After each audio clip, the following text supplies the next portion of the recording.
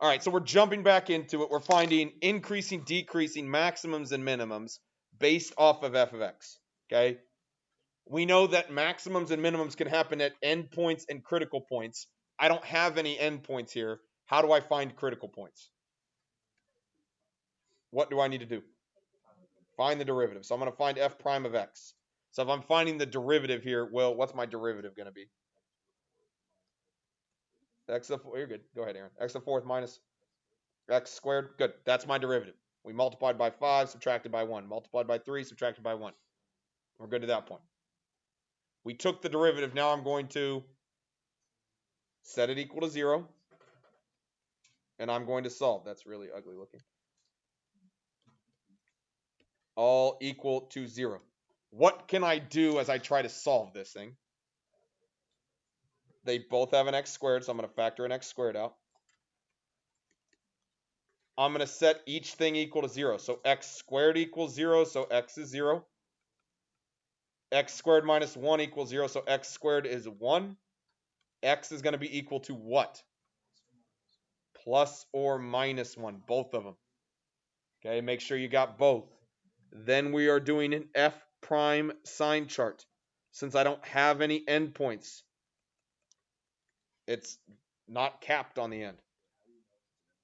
They would tell me. They would tell me there's an endpoint. They would say on the interval from 0 to 6 or something like that. But we don't have that here. I'm plugging into this derivative, x squared minus 1. I'm plugging my numbers on here, -1, 0, and 1. What's a number I can plug in? A half. Let's plug in a half. If I'm plugging in a half, that would fall right here. If I take 1/2 and I square it, is it going to be positive or negative? Positive. 1/2 squared minus 1, is that going to be positive or negative? That is negative, because a half squared would be a fourth. A fourth minus 1 would be negative. If I take a positive times a negative, it's negative. Pick me another number. -1/2. If I plugged in -1/2, it's going right here. -1/2 squared is positive. -1/2 squared would be a positive 1/4. Minus 1 would be negative. Positive times a negative? Negative. How could we have known before we did any of that math that it was not going to change signs? Good. Because the place where we found 0, this is where we got the 0 from, it was x squared. Okay? Most of the time when we see it, it'll be like x minus 2 squared. But if how you found your 0 was squared, not like this, because I solved that thing, I got plus or minus 1. But if I got a squared factor like that, it is not going to change signs. That's something you want to remember. It'll help you out. Plug in a number bigger than 1, like 2. 2 squared would be positive. 2 squared minus 1 would be positive. This is positive. A number like -2, that would be positive. That would be positive. Boom. Now that we've done that, there you have a maximum at x is equal to blank. You have a minimum at x is equal to blank. You are increasing on this interval and you are decreasing on that interval. Finish that with your neighbor. Talk through each of those things based off of that sign chart. Go. Maximum. Show me with your fingers. Where do you have a maximum on this graph? Show me with your fingers. Where is our maximum? It is at -1. Anybody want to tell me why you know it's at -1? Being good at this. What do you think? Because when you graph it out, it's increasing on this point. So it'll be like a graph like up, then decreasing all the way to 1 and then back up. Good. And so she's talking about slope. Okay, we're talking about being increasing and decreasing, and that's great. This place right here is a maximum. Okay, we're continuing. This place right here is a minimum. X is equal to, 1. Okay, because again, this is f prime, so this is slope. The best way to describe this, I have a maximum at x is equal to -1 because f prime changes from positive to negative. That is the best description of that. F prime changes from positive to negative. From positive slope to negative slope, that makes it a maximum. Okay? That is how we're going to describe this as we do it. But again, understanding that slope is really important. Obviously, it's a minimum because f prime changes from negative to positive. I'm increasing from negative infinity to negative 1, parenthesis in a bracket, and from 1 to infinity because f prime is positive, and I'm going to be decreasing where f prime is negative, so from negative 1 to 1, we throw it in brackets. Questions with that?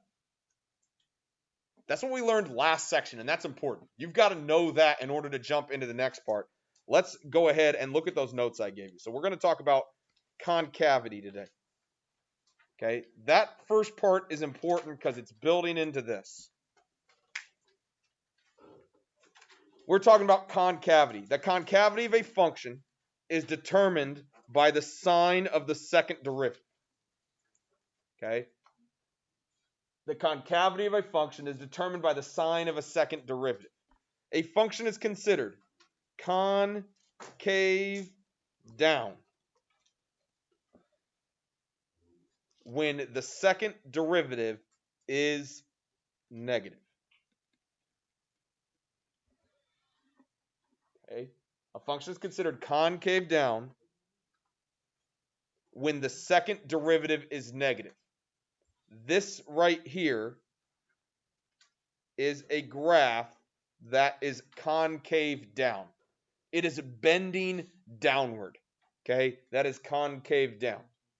And we'll explain that more from here on out, but that is concave down. A function is considered concave up when f double prime is positive. Concave up, that means the graph is bending upwards. This first graph is concave down, like a frown. Okay, imagine a frowny face. It's concave down like a frown. That's what concave down means. Okay, that's the thing you can associate in your mind. We're going to be considered something concave up like a cup.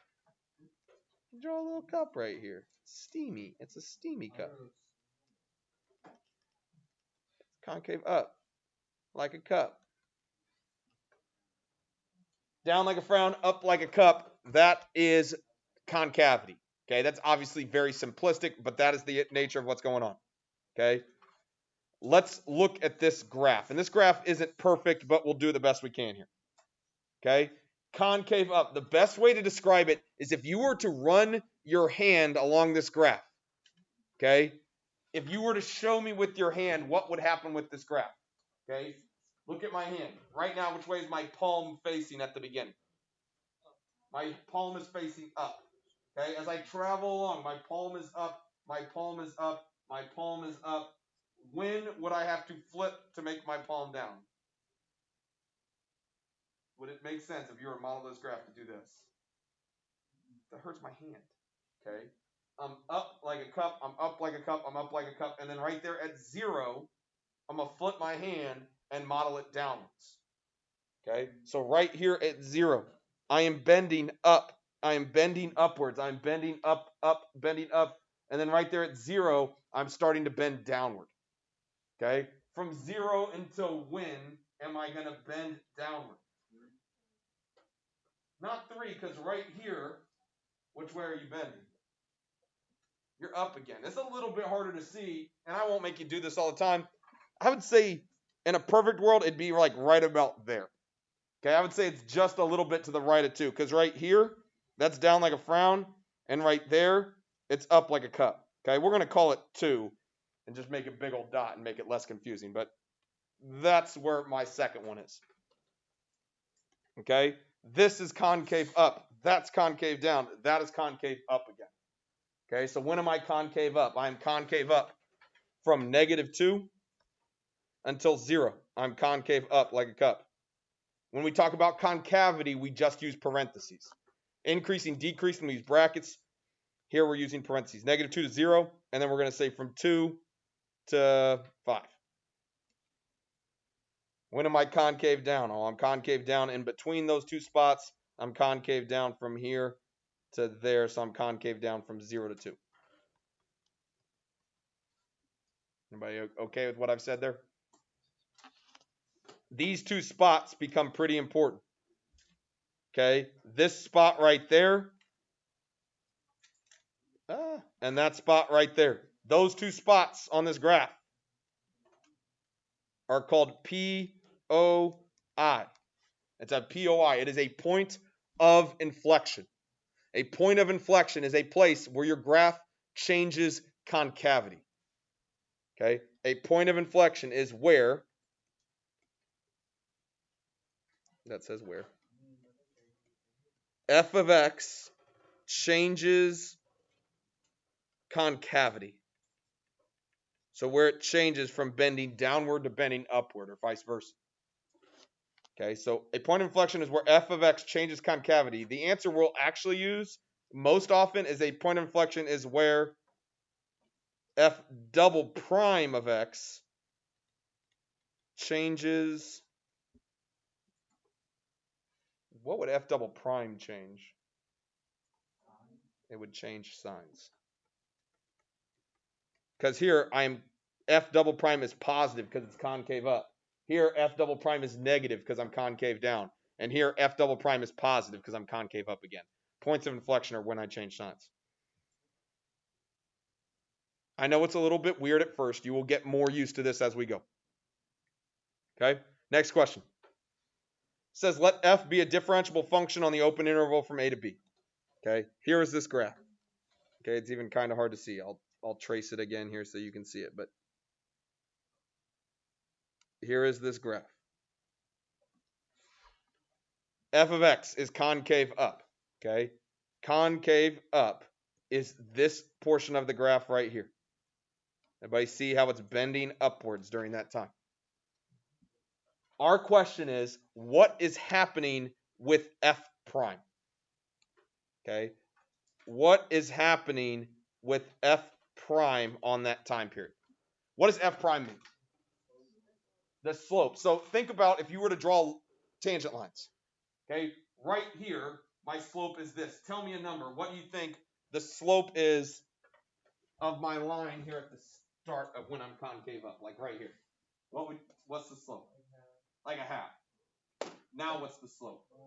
1. Then what's the slope? 2. Then what's the slope?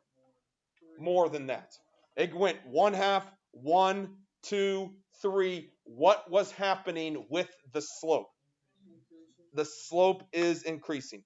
F is concave up means f prime is increasing. I'm going to tell you about 80% of the time, when you say f prime is increasing, if you're not thinking about it, you'll say it wrong. You'll think you're saying it correctly and you're not.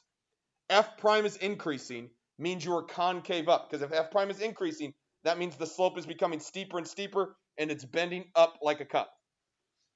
So f prime is increasing. That is the same thing as saying f double prime of x is positive. All three of these things mean the same. F is concave up, f prime is increasing, f double prime is positive. All three of them mean the same thing. You got to understand the difference between them. There is none. Okay, let's look at the other one, concave down. So this part of the graph right here is concave down. This is concave down. Let's look at the slopes again.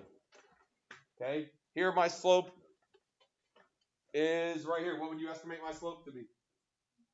4. And then my slope would be 3, and then 2, and then 1, and then a half, and so on. What is happening with f prime if f is concave down? F prime is decreasing.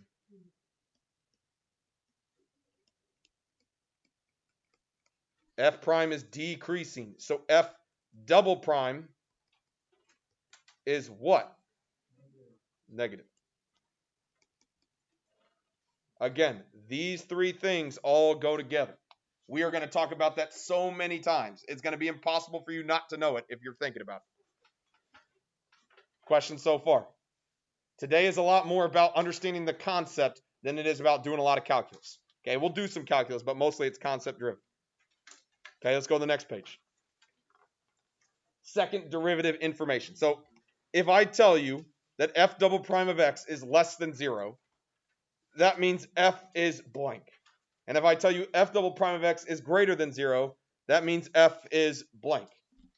Fill it in. We just did it. It's just copying from one to the next, but talk with your neighbor and make sure you understand what's going on. What does that tell me about f? If f double prime is less than 0, f is what? Concave down. Because it's less than 0. If I'm less than 0, that means I'm negative. I'm concave down. You got to be able to read inequality signs. That means negative. You can use C with a downward arrow. Okay? If you use that on the AP exam, they know that that means concave down. Okay? If you're looking to save time, you can do C with a down arrow. I'm going to write concave down most of the time. Not all the time. If f double prime is greater than 0, that means it's positive. F is concave up. C with an upward arrow. Concave up. Everybody good so far? For g of x with points indicated in the table. So you've got a table of g of x. These are the x values. These are the y values, g of x. What must be true of g of 2 if g double prime is greater than 0 for all of the x's? Okay, a little bit weird. I'm going to make you think about it. But basically, you're trying to answer this question. G of 2 must be something. It's not a number, it's a concept. Okay? It doesn't have to be 12 or something like that. But it has to be something that has to be true. Talk with your neighbor, think about those numbers, and think about that G double prime is greater than 0. What has to be true about G of 2? Talk. I can tell we're fired up. Again, here's what we're trying to answer. We've got this table. My question is, what does 2 have to be in terms of concepts? So, when in doubt, graph it out. That's always going to be my help to you here. When in doubt, graph it out. I've got a table. Let's make a graph. All right. So I've got -1, 3. That's a point. I've got 0, 4. That's a point. I've got 1, 6. That's a point.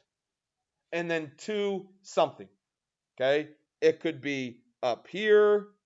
It could be right here. It could be right here. It could be any of these numbers. What has to be true about 2?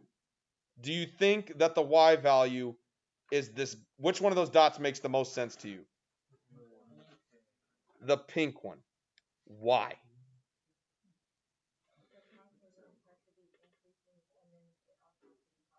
Good. Concave up means it has to continue to increase. Okay? It doesn't make any sense for the beginning to go from here to here, from here to here, and then go down. Like, that's not concave up. Okay? It has to be not that green dot. It's got to go up. It's got to do this or do this or do this. Something along those lines. Okay, we can be a little more specific than just that, but let's go from there. That's a good place to start. Okay? You said it perfectly. You said that it has to increase.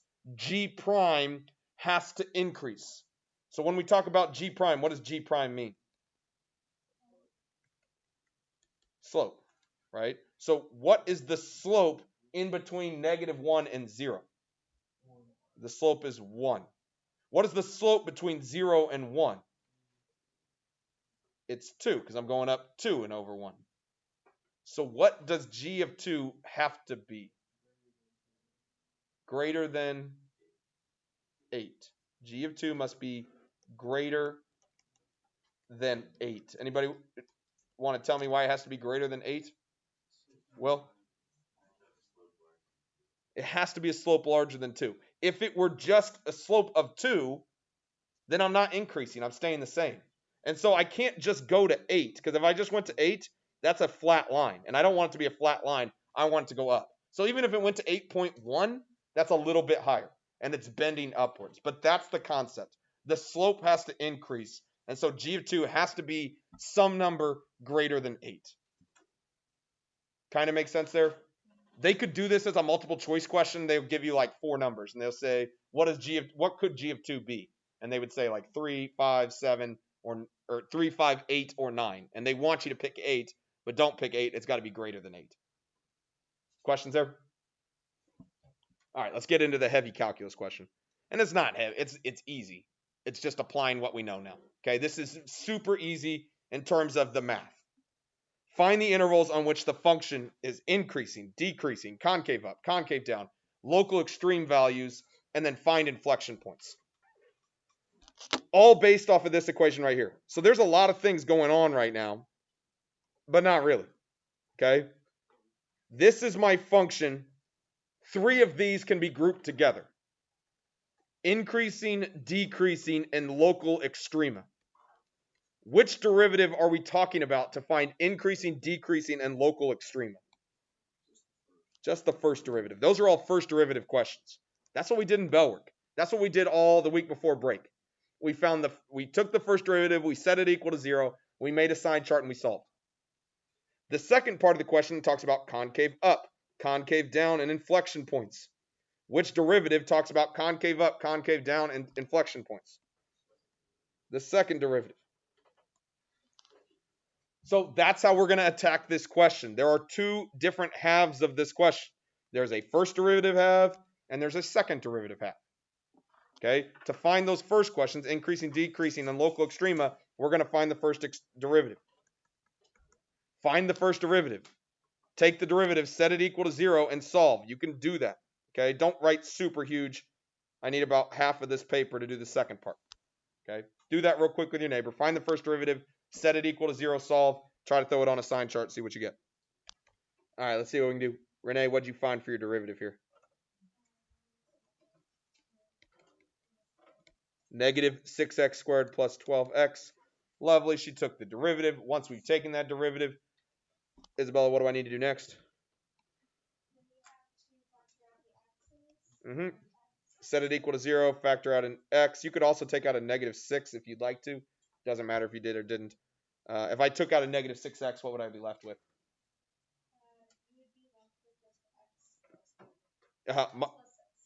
X minus 2. Because I'm taking 12 divided by negative 6. You're good. Long break.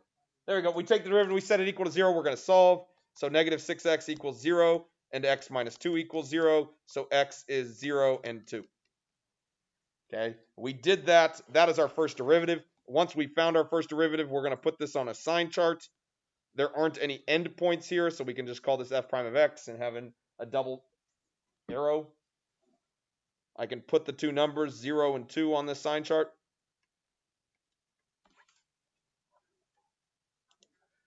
Then we're going to plug in some numbers. So we're plugging it in again to this derivative right here. What's the number I should plug in? 1. Let's plug in 1. If I plugged in 1 here, it would be negative. If I plugged in 1 there, it'd be negative. So negative times a negative, positive. Pick a number bigger than 2. So 3. That would be negative. This would be positive. That would be negative. A number less than 0, like negative 1. This would be positive. This would be negative. That is negative right there. You might have made a mistake, but does it make sense how I made my sign chart? With your sign chart and your neighbor, tell me where the max is. So max at x is equal to a minimum at x is equal to, and then tell me when I'm increasing and decreasing. Go ahead and do those things real quick with your neighbor. All right, here we go. Show me with your fingers. Where is there a maximum on this graph? Maximum at x is equal to what? 2. Somebody raise your hand and tell me how you know there's a maximum there with the correct definition calculus-wise.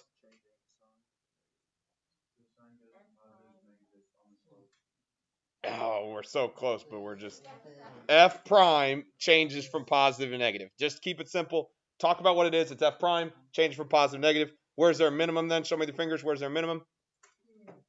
Minimum at 0, because again, I'm going from negative slope to positive slope. It's a minimum. This is going from positive slope to a minimum to negative. Yeah, that's a maximum. Okay. When am I increasing? Well, I'm increasing whenever the first derivative is positive. So from 0 to 2. When am I decreasing? From negative infinity to 0. That should be a bracket right there. And from 2 to infinity. Again, don't get worried too much about brackets and parentheses. Brackets when we talk about increasing, decreasing. Parentheses when we talk about concavity. We did all that work, and that's exactly what we did before break. Let's just check it. Okay? We said we were going to have a maximum at 2. Oh, yeah. There's a graph, and there's a maximum at 2. We said there was a minimum at 0. Oh, yeah. That's definitely what we have. We said we were decreasing from negative infinity to 0 and from 2 to infinity. Yep. And in between there, we were increasing. All of those things should make sense. We good? Now, we haven't done the second part. The second part was now, when am I concave up? When am I concave down? And when are the inflection points? Okay? What do I need to do to answer all of those questions? Find the second derivative. So the first thing I need to do is take the first derivative and find the second derivative. Let's do that real quick. If I'm finding the second derivative, Talon, what's my second derivative going to be? Yep, negative 12x plus 12. We took the second derivative. What do you think I'm going to do with that second derivative? Set it equal to 0. And then I'm going to solve it. So negative 12x is equal to negative 12. And x is equal to 1. Once I've solved it, what do you think I'm going to do with it now? Put it on a sign chart. Yes, put it on a sign chart. It's an f double prime sign chart this time because I took the second derivative and set it equal to 0. There's only one number I need to put on there. It's the number 1. I'm going to plug in a number bigger and less than 1. And again, I'm plugging it into the second derivative. So I'm plugging it into this thing. What's a number bigger than 1? 2. 3. If I 2 or 3 or a bajillion, I don't care. All of them, if I plugged in 2 or 3 or a bajillion, it would get me a negative number because negative 12 times 3 is negative 36 plus 12. Pick a number less than 1, like 0. If I plug in 0, I get 12.